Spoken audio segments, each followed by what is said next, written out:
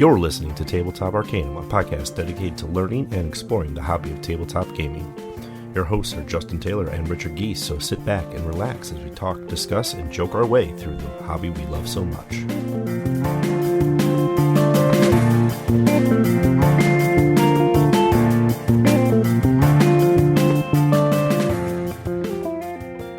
Welcome to Tabletop Arcanum. This is Justin.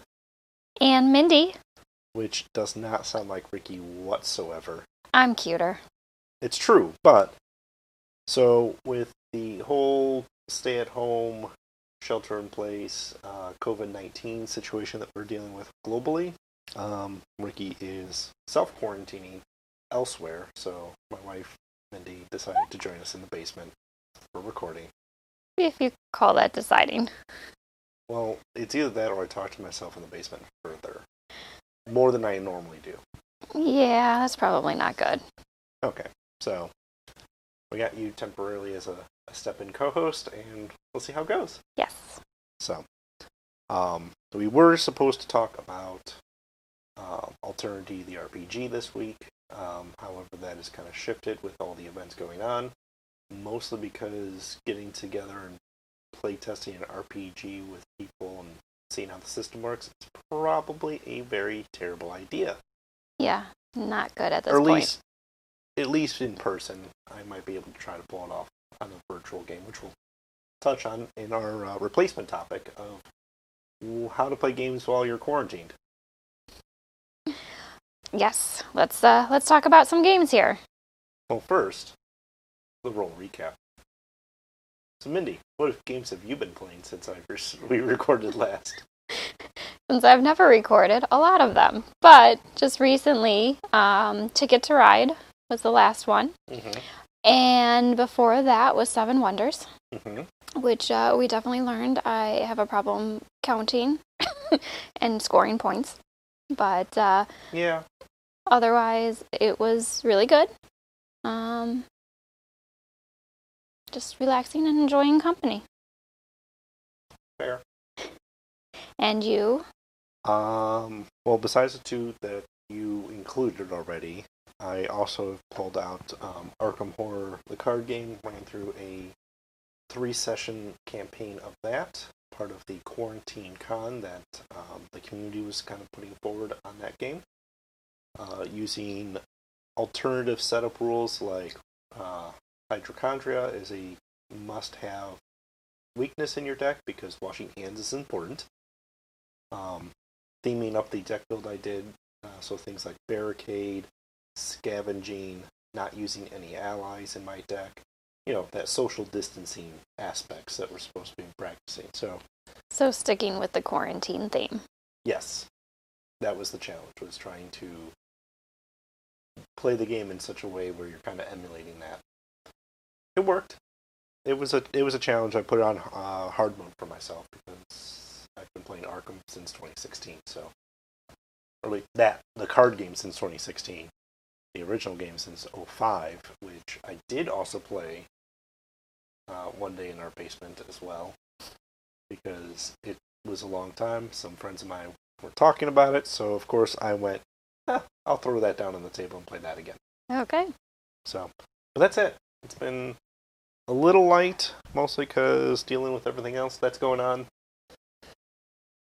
Yeah. So, main topic, games you can play in quarantine and alternative methods of playing games with others while maintaining social distancing / quarantine. Okay. Let's go. So I've got a list of games that are very good for solo play. So if you are the solo gamer and you're trapped in a house or apartment or bunker with someone who doesn't like to play games with you. Don't look at me like that. You play games. I do. You're fine. Also, make sure to check on your single friends. Make sure they're okay during this quarantine time. True. So Hostage Negotiator is a very good solo game where you are using dice and pushing the limit of trying to simulate a hostage situation with very different scenarios within it. One Deck Dungeon, which is not only a soloable game, but you can play it with 2 players or combine 2 sets to get up to 4 players. I already mentioned Arkham Horror, the LCG, as well as the Lord of the Rings LCG and the Marvel Champions LCG are all cooperative, so you can play solo, you can play two-handed, where you're playing 2 characters at once if you wish, or just play it one deck versus the game. Most of the Stonemaier games can actually be played solo, even though most of them are competitive, because they have what they call an automa rules. So an AI-driven game you can actually play against kind of an AI in an analog version without having to actually play a video game. So that could be Scythe, Wingspan, Viticulture. All of those are valid there. There is a heist game called Burgle Bros, where you're trying to steal valuables from a 3-story building. That gets extra hard, and you can play that by yourself or with friends. And the only other one that came to mind that's pretty good solo or in low player counts is the Sherlock Holmes Consulting Detective games. I could see that. Yeah. I could see that. We've played those, so I could see them being done by one person. 1, 2 people. 2 people, yeah. You get really effective with them. So that's kind of the solo or low player count. Obviously, we play Ticket to Ride, so that's a very solid. You got Ticket to Ride, which is a great game. Especially, definitely recommend the 1910 expansion for it. Yeah. If you can get the regular size train cards. Opposed to little baby cards. Yes. Yeah. I mean, I got tiny hands, but I still like the regular ones. True. So, that is a good game. Also, if you have Seven Wonders Duels, is a great game for 2 people. Mm-hmm. What else was... I know we have a lot of them. Fog of Love was another one. Yeah. That is a great 2-person game. Yeah, I talked about that a couple episodes ago, right after we played it, and it was like, it's a great 2-player Yes. experience. Yes. And also, once after quarantine, if somebody wants to watch you guys play it, it's not a bad thing either. But those are some lower ones, lower count ones. Mm-hmm. I was gonna say, I know we have quite a few other ones that we've played that can be played as 2 to 4. In case you got some roommates or anything during your quarantine. Roommates, family. Yes. The other piece I would say is most of them are slightly cooperative or have very little player interaction, except for this Ticket to Ride we just played was the most bitter Ticket to Ride I've played in a long time. I know, we don't normally fight each other for regions, but apparently we both wanted to be on the East Coast, so. Yep. But games like Catan, for example, where there's resource trading, may not be ideal, mostly because those don't really work well unless you have like multiple 4, 5, 6 players. But if you have a lot of housemates, family, and you want to do that, great. May not be ideal for like us, where it's just you and me in the house and the cats. Yeah. Still debating if I can talk you into doing Monopoly one more time with me. I know, most people don't like Monopoly. That's fine. I'm weird, I know. Play. What's the other one? Oh, Mansions of Madness would also be a very good solo game. Or low player count game, because it's app-driven, gets you a little bit differently going. Pandemic. It's awkwardly themed. Yeah. Yeah, I'm not... You don't want to play it right now. No. But it is a good co-op, low-count game. I'm sure. And I know plenty of rounds to it, too, so keep you going for quite a while. Mm-hmm. So with all of that, that's things that you can actually play in the house, at the table, get off And especially if you're still employed working from home and you're on your computer all day, gets you away from the screens and the tech and things of that nature. However, if you do live alone, or you live with someone who doesn't game, or you want higher player counts or different games than what is compatible in your immediate vicinity, there are some online options. If you were looking at board games and through platforms like through Steam, you can pick up Tabletop Simulator, which has a lot of fan-built games into it, where you download the modules. Some work, some don't. Some are really well done, some are not. So it's going to take a lot of trial and error to figure out what's good, what's not in there. There's Tabletopia. That one has a little bit more of a subscription-based model, though.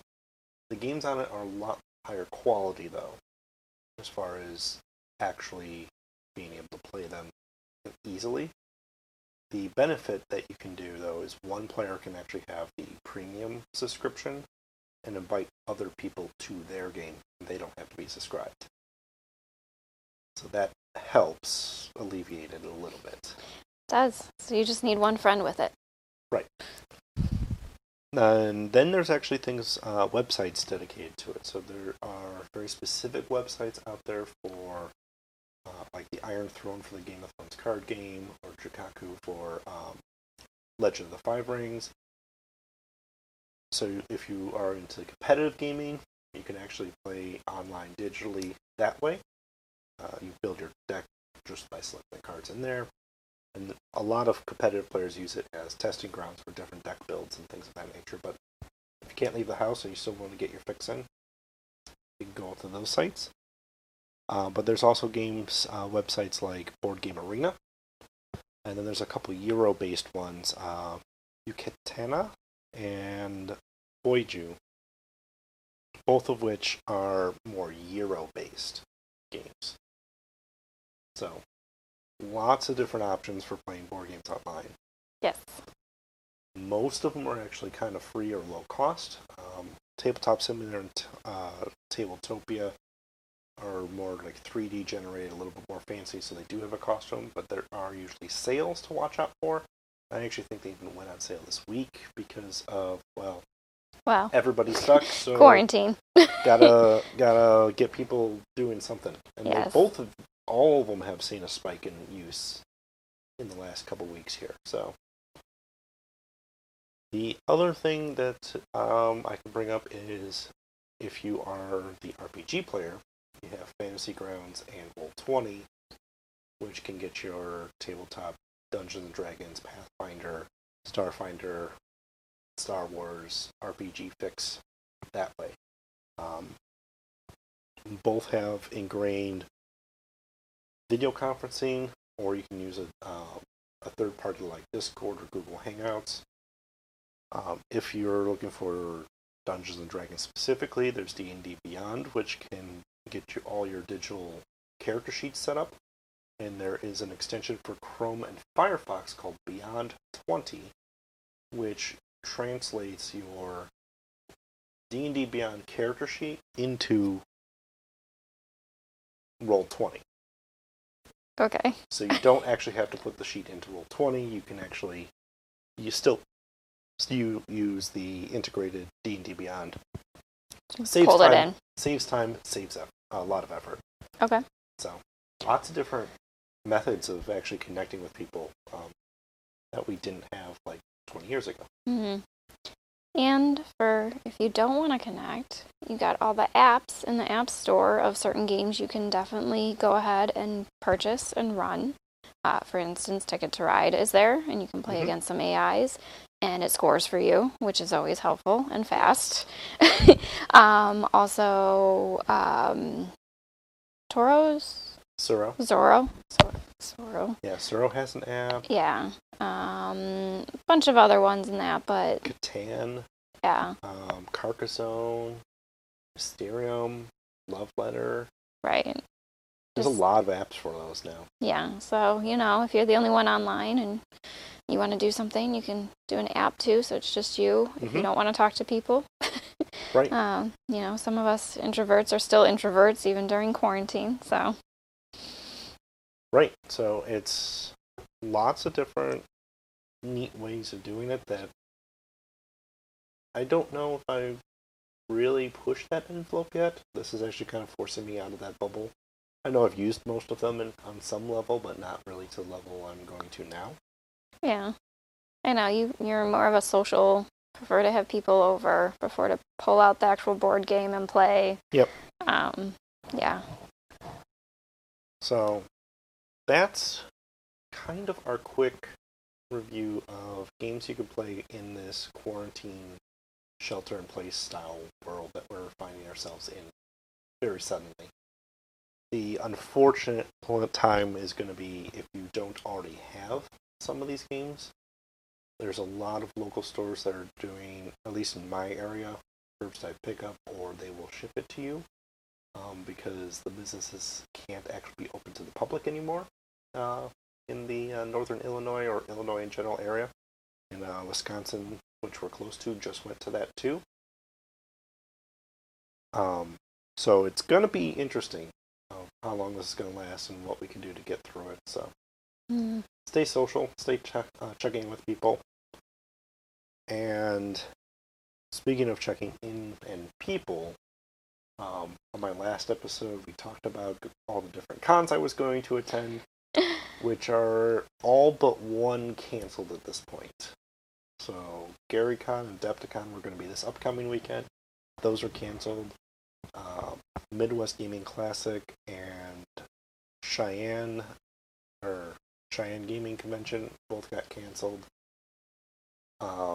Gaming Hoopla I think is still on, but I expect that to be canceled because that's just near the end of next month.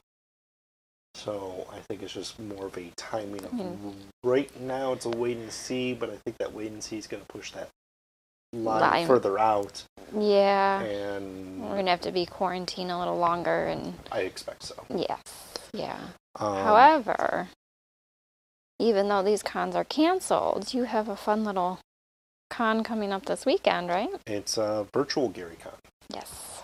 So they pretty much went, well, we can at least run most of these events online, so got some DMs and GMs together, and we're going to do some online RPGs, which is great.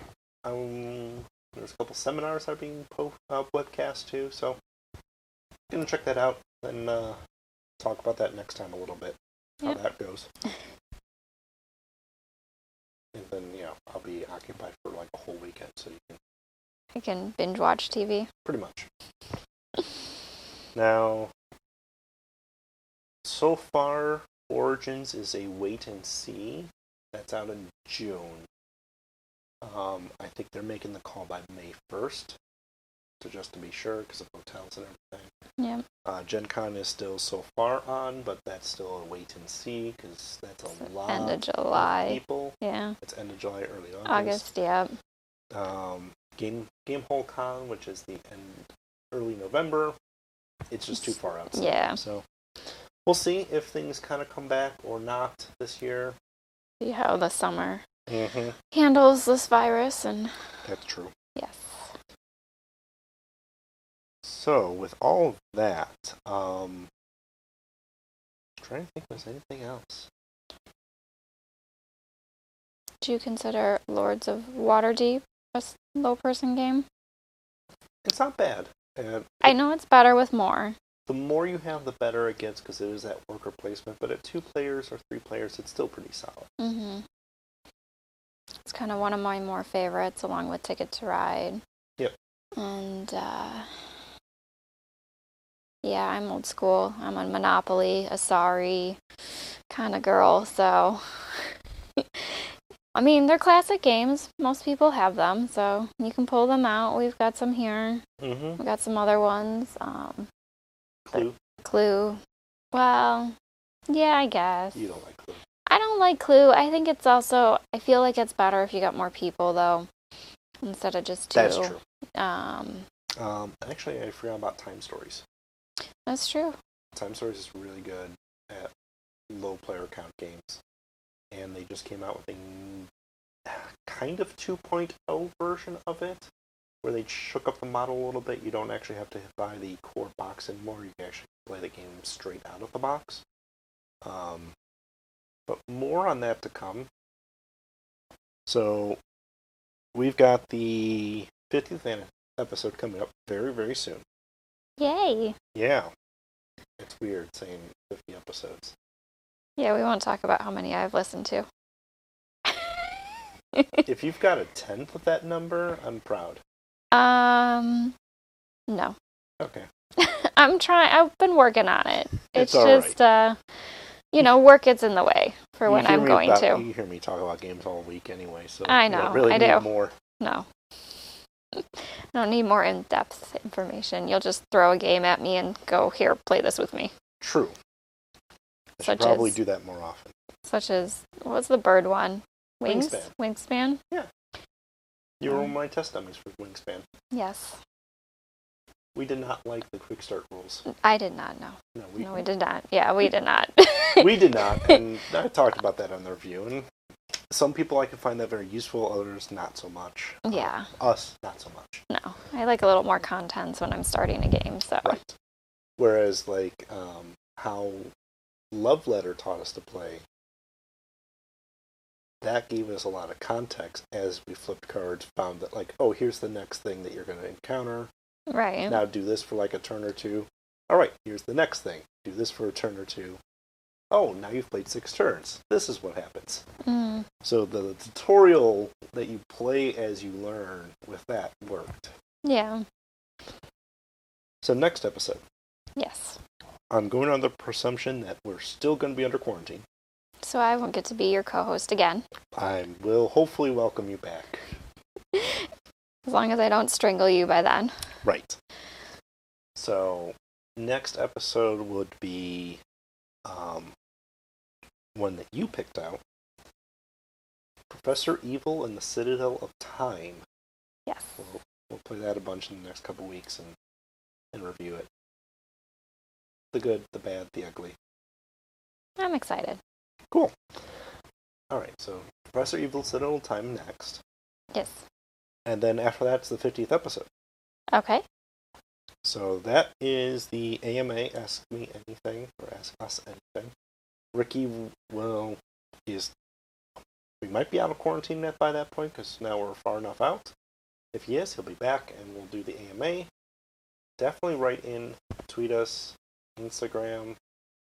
Send in your Facebook, questions all Gmail. over. Carrier pigeon. Smoke signals. Yeah, it all counts. Game tag, something, Right. Send them all in. And we will answer those. If we don't have enough content from that, then I will have a backup plan in place, but that's like 3 episodes out, so things are a little fuzzy based on the world at that point, so. And I will join you if I need to. I know. If anybody has questions for me, for instance, how do I put up with this? So, I will tell you right now, I'm not sure. See, that was perfect content wasted already. I'm sorry. Okay, that's fine. I'm sure there's other questions. Oh, I'm sure. So, with all that being said, that's going to be everything for this episode. So, stay happy, stay gaming. Stay safe. Stay safe. And don't strangle your partner.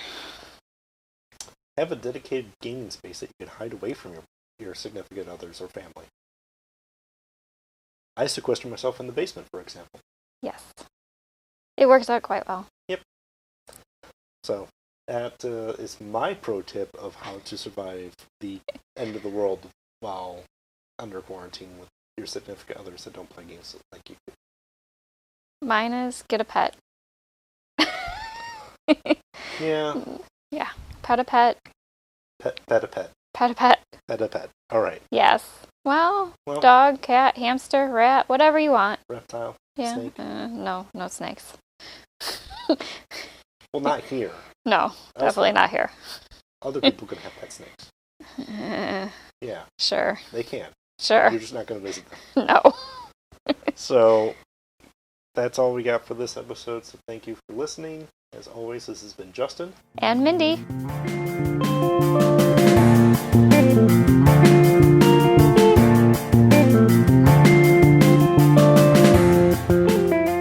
You've been listening to Tabletop Arcanum, hosted by Justin Taylor and Richard Geese, and featuring the original music by Paul Moore and Isaac Gilbert.